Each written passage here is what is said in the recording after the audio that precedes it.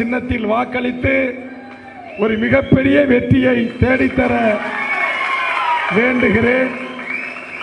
அப்படி நடைபெறுகின்ற இந்த கூட்டத்தின் எனது சார்பாக தொகுதி பார்வையாளராக இருந்து உங்களோடு பணியாற்றி வருகின்ற அருமை சகோதரர் திருபுவன சக்கரவர்த்தி அவர்களுக்கும், தொகுதி செயலாளர் அருமை தம்பி சுரேந்தர் அவர்களுக்கும், தொகுதி துணைத் தலைவர் சிவா அவர்களுக்கும் மற்றும் பொறுப்பாளர்கள் துணைத் தலைவர் அன்பழகன், ஜெகன், பொருளாளர் மற்றும் துணை செயலாளர் நாராயணன், அருண் அவர்களுக்கும், நகர செயலாளர்கள் தம்பி சிற்பி செந்தில், தம்பி கண்ணன், தம்பி கார்த்திக் தோழர்களுக்கும், தலைவர்கள் சுரேஷ், ரகு, செல்வம் அவர்களுக்கும், பொருளாளர்கள் சலீம், ரவி, மூர்த்தி அவர்களுக்கும், ஒன்றிய கட்சியினுடைய செயலாளர்கள் அருமை தம்பி பாலமுருகன், தலைவர் விஜயகாந்த், பொருளாளர் சிவபிரகாசம் அவர்களுக்கும், ஒன்றிய செயலாளர் வழக்கறிஞர் ராஜி மற்றும் தலைவர் ஐயப்பன்,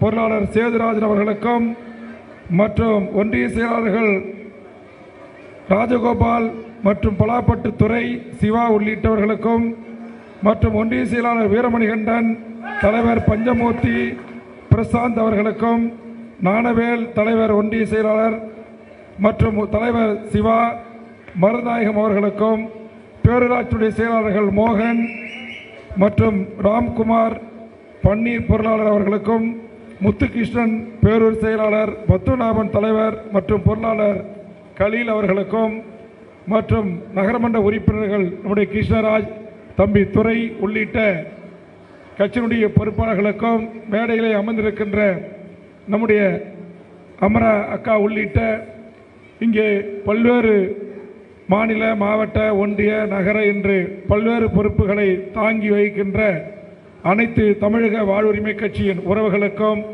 என் நெஞ்சார்ந்த நன்றியை தெரிவித்துக் கொள்கிறேன்.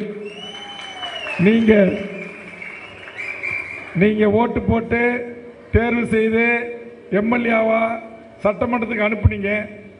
அப்படி அனுப்பின மக்களுக்கு பல விஷயங்களை இந்த 5 ஆண்டு காலத்தில் இந்த தொகுதியில் நான் செஞ்சிருக்கிறேன். அது இந்த மக்களுக்கு, கடகோடி மக்களுக்கு கொண்டு போய் சேர்க்க வேண்டிய பொறுப்பு நம் கட்சியினுடைய நிர்வாகிகள், இங்கு இருக்கக்கூடிய தாய்மார்களுக்கோ கிராமங்களில் இருக்கிற நமது உறவுகளுக்கோ அது தெரிய வாய்ப்பு இல்லை. இங்கு இருக்கிற இன்ஜினியரிங் கல்லூரி சட்டமன்றத்தில் நான் போராடி பெற்று தந்தது எல்லாருக்கும் தெரியுமா? சரி, இப்ப எம்எல்ஏவா ஓட்டு போட்டு அனுப்புனீங்க. இப்ப இங்க 3000 மாணவர்கள் படிக்கின்ற வகையில் ஒரு கலை அறிவியல் கல்லூரியை கொண்டு வந்திருக்கிறேன். தெரியுமா? தெரியும். ஏதோ ராவண ஆண்டா என்ன, ராம ஆண்டா என்னன்னு இருக்கிறீங்க. பண்டூட்டில லேபு உடஞ்சி போய் கடந்துச்சு. இன்றைக்கு அது 10 கோடி ரூபாய் செலவு செய்து ஒரு கட்டடமும், ஒரு புதிய வார்டு உள்ளடக்கி 5 கோடி ரூபாயில் 100 பெட்டட் வசதியான ஒரு கட்டடத்தையும் கொண்டு வந்து கட்டி கொடுத்துருக்கேன். எத்தனை பேருக்கு தெரியும் தெரியல. 100 கோடி ரூபாயில மழை வெள்ளம் வந்தா எனதிமங்கலம், நம்முடைய பட்டாம்பாக்கம், அந்த பகண்டை பகுதி உள்ளடக்கிய விவசாயிகளோட நிலம், வீடுகள் வெள்ளத்தில் அடிச்சு போகும். அதனால அந்த பகுதியில் 2 தடுப்பணைகளும், எனதிமங்கலத்தில் ஒரு தடுப்பணைகளும், சுமார் நம்மளுடைய தொகுதியிலே மட்டும் இந்த 5 ஆண்டு காலத்தில் 150 கோடி ரூபாயிலே வீடுகள் பாழா வண்ணம், விவசாயம் பாதிக்கப்படாத வண்ணம் தடுப்பணைகளை கட்டி கொடுத்து கொண்டிருக்கிறேன். நெல்லிக்குப்பம் பகுதியில் உங்களுக்கு தெரியும், பேரி இருக்கு.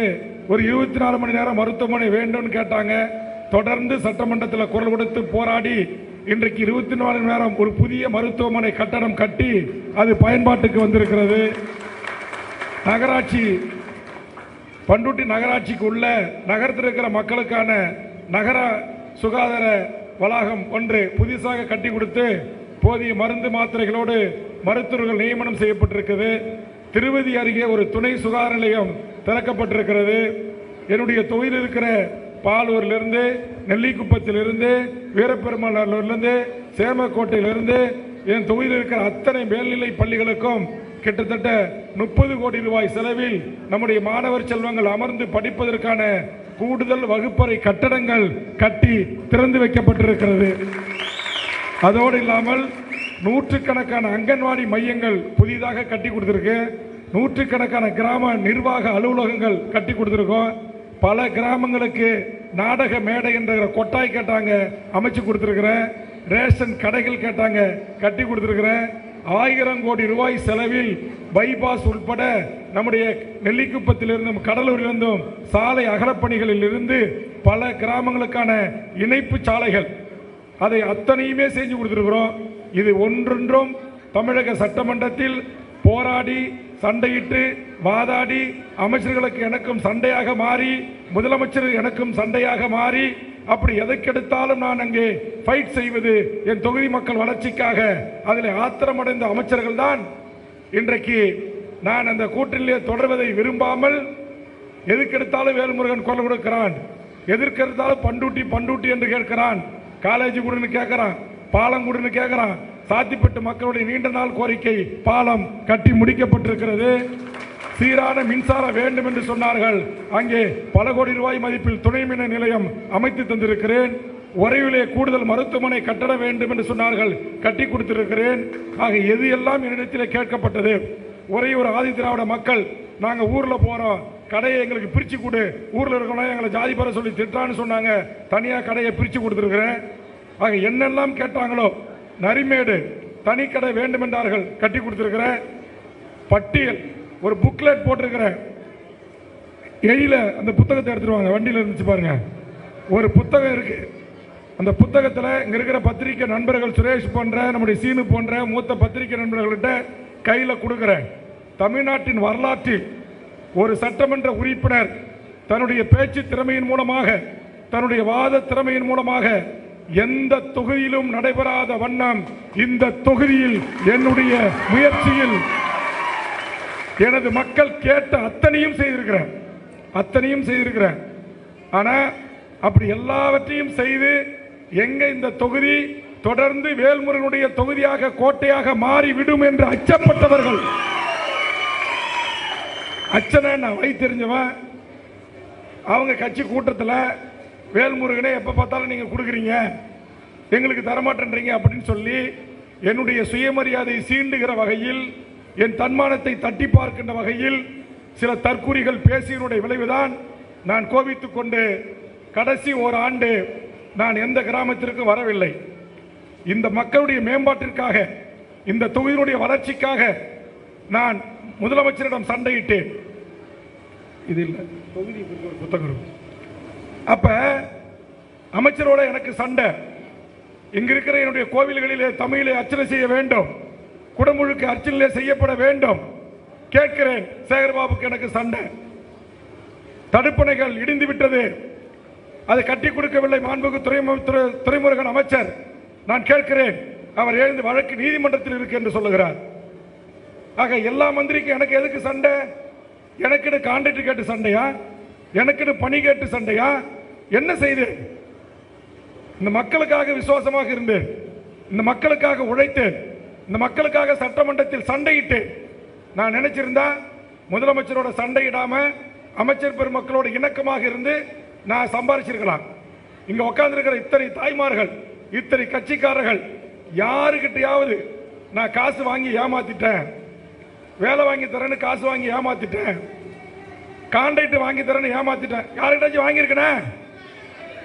பெண்கள் நீங்க ஏதாவது கேள்விப்பட்டிருக்கீங்களா? உங்க கிராமத்தில் எம்எல்ஏ காசு வாங்கிட்டு எங்களை ஏமாத்திட்டாரு, மோசடி பண்ணிட்டாரு, யாராச்சும் உங்களுக்கு கம்ப்ளைண்ட் வந்திருக்கா? சொல்லுங்க. எனக்கு தெரியாம யாராச்சும் செஞ்சிருந்தா இன்னைக்கு சொல்லுங்க. ஏதாச்சும் புகார் இருக்கா இல்லையாமா? அப்ப நேர்மையா இங்க இருக்கவே முடியல, நேர்மையாக பணி செய்யவே முடியல. லஞ்சம் வாங்கணும், கமிஷன் வாங்கணும், ஊழல் செய்யணும், மண்ணு திரணும், செம்மண் திரணும், லாட்ரேட் திரணும். இதெல்லாம் திரறவனுக்கு இந்த தொகுதியில மரியாதை உண்டு. அதையெல்லாம் திரறவனுக்கு இங்க பதவி வெறி உண்டு. எனக்கு என்ன கிடக்கு? எனக்கு ஒன்றும் கிடையாது. எனக்கு என்னுடைய மக்கள் தான் எனக்கு எஜமானர்கள். எனக்கு என் மக்கள் தான் சொத்து, என் கட்சி தான் சொத்து, என் கட்சி தொண்டர்கள் தான் சொத்து. பண்டூட்டி தொகுதி 5 ஆண்டு கால சாதனைன்னு ஒரு புத்தகம் போட்டிருக்கேன். இங்க மூத்த பத்திரிகை நண்பர்கிட்ட கையில கொடுக்கிறேன். இதுல ஒரே ஒரு பணி கூட செய்யாமல் போலியாக மக்களிடத்தில் சொல்லுகிறார்கள் என்று சொன்னால் நான் பண்டூட்டி பக்கமே தலை வச்சு படுக்கல. பண்ருட்டி பக்கமே நான் தலை வச்சு படுக்கல, சவால் விடுறேன். ஆக எத்தனை கவன ஈர்ப்பு தீர்மானம், எத்தனை ஒத்திவைப்பு தீர்மானம், எத்தனை நேரமில்லா நேரத்தில் என் தொகுதி மக்கள் பிரச்சனைகளை எழுப்பினேன். நெல்லிக்குப்பத்தில் என் மக்கள் செத்து போனதுக்கு 5 லட்சம் தாருங்கள் என்று முதலமைச்சரிடம் சண்டையிட்டு ஆத்திலே மூழ்கி செத்தவர்கள், கொக்குப்பாளையத்தில் செத்து போனவனுக்கு ஏன் பணம் மறுக்கிறீர்கள் என்று கேட்டேன். எத்தனை குடும்பங்கள் பாதிக்கப்படுகிறதோ அத்தனை குடும்பத்தின் குரலாய் அங்க ஒலித்த.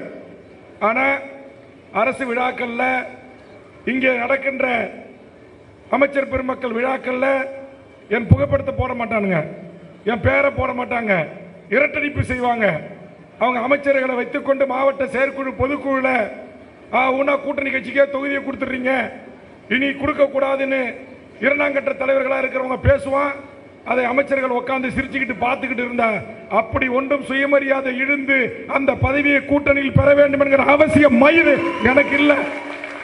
அதனாலதான் சொன்ன முதலமைச்சர்கிட்ட, எனக்கு சீட்டே வேண்டாம், என் தமிழ் இனத்திற்கான உரிமை கோரிக்கை 10 அம்ச கோரிக்கை, ஈழத்தில் நடந்தது இனப்படுகொலை, அதற்கு ஒரு பொது வாக்கெடுப்பு, அதற்கு ஒரு சர்வதேச நீதி விசாரணை, திருச்சி சிறப்பு முகாமல் மூடி நடைபெற்றிருக்கிற என் முன்னாள் போராளிகள் விடுதலை செய்யப்பட வேண்டும், சாதி வாரி கணக்கெடுப்பு நடத்தி அனைத்து சாதிகளுக்கும் இடஒதுக்கீடு வேண்டும், வன்னியர்களுக்கு வழங்கப்பட்ட 10.5% இடஒதுக்கீட்டை ஆய்வு செய்வதற்கு நீதிபதி தலைமையிலே குழு நியமித்து அதை நடைமுறைப்படுத்த வேண்டும் என்று சொன்னேன்.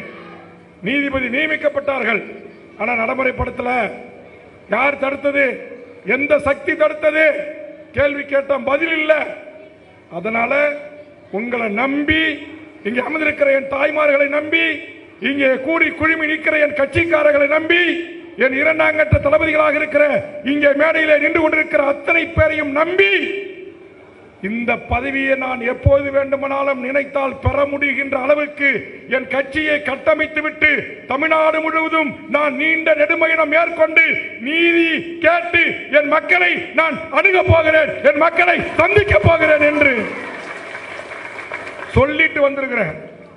இன்னைக்கு தமிழ்நாட்டில் யாராச்சும் ஒரே ஒரு ஆள் தன்மானத்தோடு, சுயமரியாதோடு, முதுகெலும்போடு, முதலமைச்சர் சொன்னார், வேல்முருகன், நான் உனக்கு பண்ருட்டி தொகுதியில் கொடுக்கிறது ஒரு சீட் இல்ல, அது ஒரு எம்எல்ஏ பதவி அப்படின்னார்.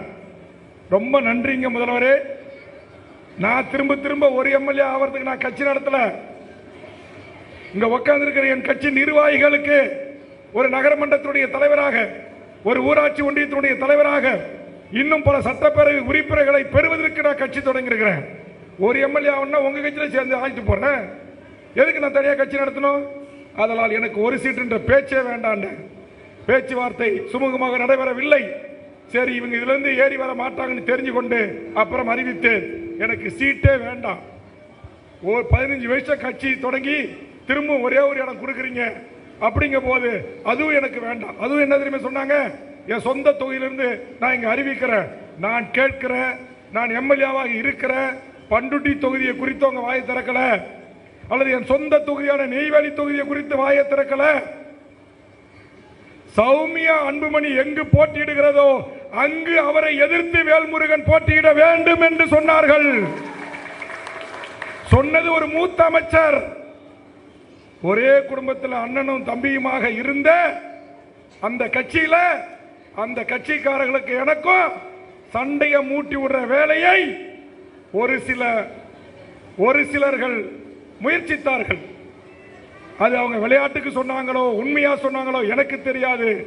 ஆக இந்த செய்தி காதுக்கு வந்த பிறகு நான் சொன்னேன், எனக்கு சீட்டே வானாங்க, தேவையில்லாம விடுதலை சிறுத்தைகளுக்கு எங்களுக்கு இப்ப என்ன நடக்குது, ஒரு சிட்டிங் எம்எல்ஏ நான் இருக்கிற இந்த தொகுதியில விடுதலை சிறுத்தைகளுடைய தலைவர் அண்ணன் திருமாவும் நானும் அண்ணன் தம்பியாக கைகோர்த்து தமிழீழ விடுதலை போராட்டத்திலும் தமிழ்நாட்டின் உரிமை போராட்டத்திலும் தமிழர் வாழ்வுரிமை கூட்டமைப்பிலும் இந்த சமூக மக்கள் ஒருவனுக்கு ஒருவன் சண்டையிட்டுக் கொண்ட வன்னியர் பறையர் மோதலை தடுத்து நிறுத்தி ஒரு கலவரம் இல்லாத கடலூர் மாவட்டத்தை, ஒரு கலவரம் இல்லாத வடதமிழ்நாட்டை நாங்கள் உருவாக்கி கொண்டிருக்கிறோம். இந்த சூழல்ல திமுக என்ன வேலை செய்து பாருங்க, இந்த சீட்டை என்கிட்ட இருந்து பறிச்சு விடுதலை சிறுத்தைகளுக்கு கொடுக்கறாங்க. அதுவும் விடுதலை சிறுத்தைக்காக இந்த ஊர்ல கொடி கட்டி கோஷம் போட்டு ஜெயிலுக்கு போய் அடி வாங்கி உத வாங்கின எந்த விடுதலை சிறுத்தைகளுக்கு கிடையல. அது அந்த உள்கட்சி விவகாரம், அதுக்கு நான் போகல. அப்ப இது என்ன நியாயம்?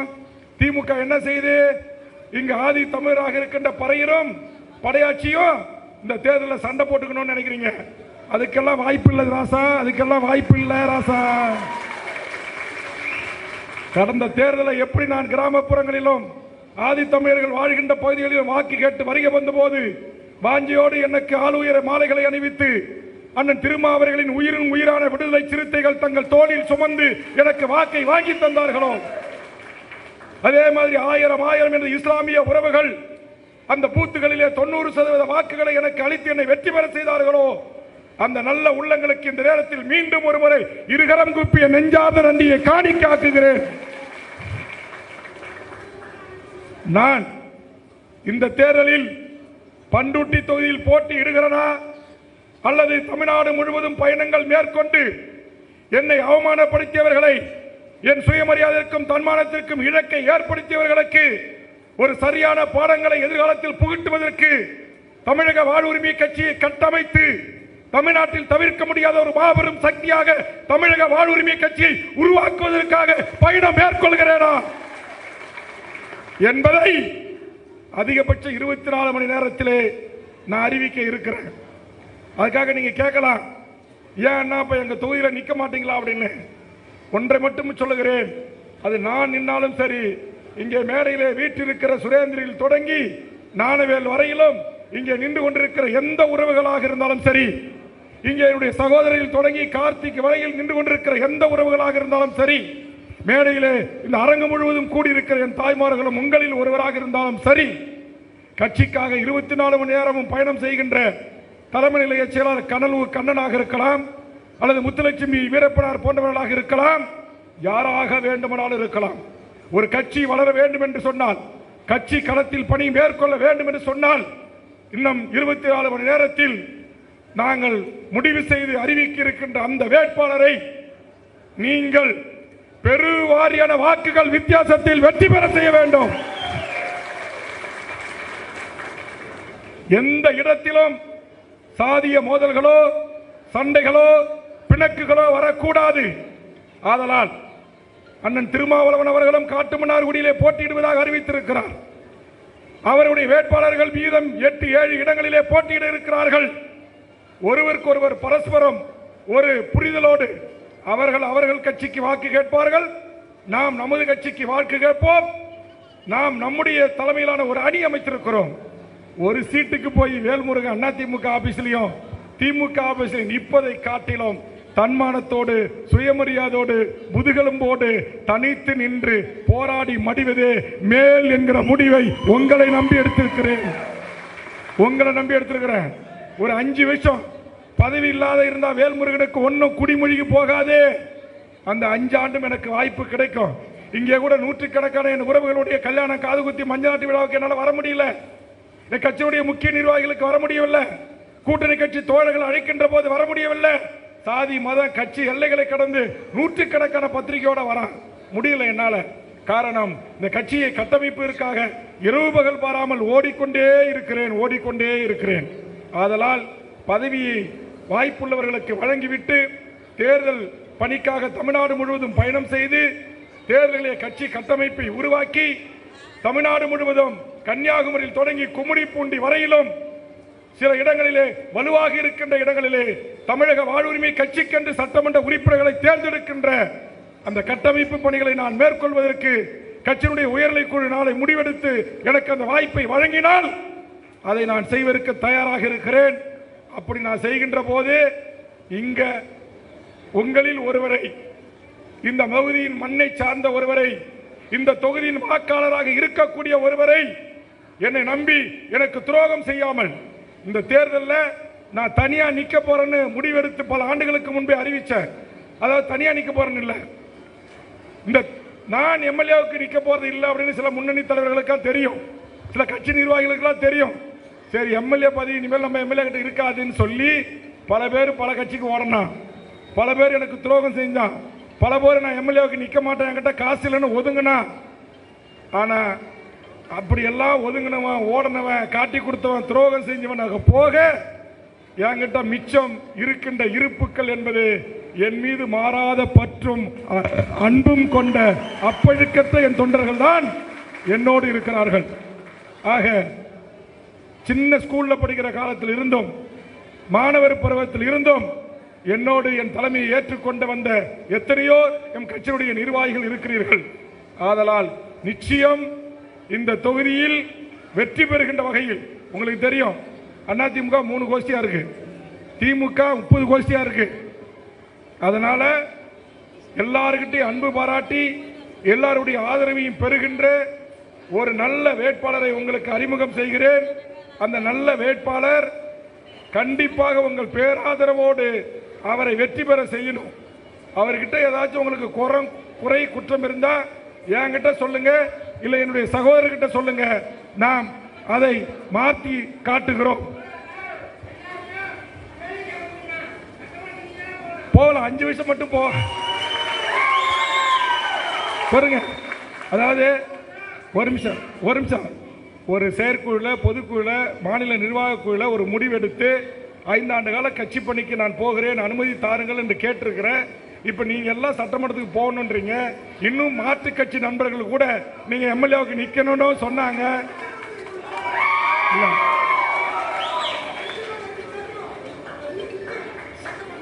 சாவலாம் கூடாது. திரும்ப திரும்ப சொல்றத கேளுங்க. இல்ல பாருங்க, ஒரு நிமிஷம் இருக்கு. ஒரு எம்எல்ஏவா நான் உள்ள வரணுமா? அடுத்த முறை பல எம்எல்ஏக்களை நான் உள்ள போகணுமா? அதற்காக எனக்கு வாய்ப்பு கொடுங்க. அதற்காக ஒரு 5 ஆண்டு காலம் கட்சியினுடைய கட்டமைப்புகளை உருவாக்கி அசைக்க முடியாத படைபலத்தோடு யார் நம்மளை உதாசீனப்படுத்தினார்களோ, யார் நம்மை ஒதுக்கினார்களோ, யார் உங்களுக்கு ஒரு சீட்டுக்கு மேல தமிழ்நாட்டில் கட்சி இருக்கதா என்று கேட்டார்களோ அவர்களுக்கு சரியான ஒரு பாடத்தை இந்த தேர்தலை புகுட்ட வேண்டும். இல்லனா நம்ம கூட்டணி விட்டு வெளியேறுவதற்கு அர்த்தம் இல்லாம போயிடும். இப்ப நாளைக்கு நான் இந்த ஒரு தொகுதியில முடங்கிட்டேன் அப்படின்னா, நான் என்னை நம்பி 234 பேர் இந்த தேர்தல் களத்தை சந்திக்க முன்வந்திருக்கிறார்கள். 40 அரசியல் கட்சிகள் என்னை நம்பி என்னோடு கூட்டணி அமைத்திருக்கிறார்கள். ஒண்ணு உங்களுக்கு இன்னொரு மகிழ்ச்சியான செய்தியை சொல்றேன். அமைதியா இருப்ப இரு, தீயும் குளிக்க கூடாது, ஒண்ணும் குளிக்க கூடாது. சொல்ற கேளு. நான் என்ன சொல்ல வரேன்னா, ஏற்கனவே 3 பேரை தீ குளிச்சு உயிரை பலி கொடுத்து தான் நான் நிக்கிறேன். அவருடைய கனவை நம்ம நிறைவேற்றணும். ஜெய்சிங்கனுடைய கனவை நிறைவேற்றணும். மன்சூரனுடைய கனவை நாம் நிறைவேற்றணும்.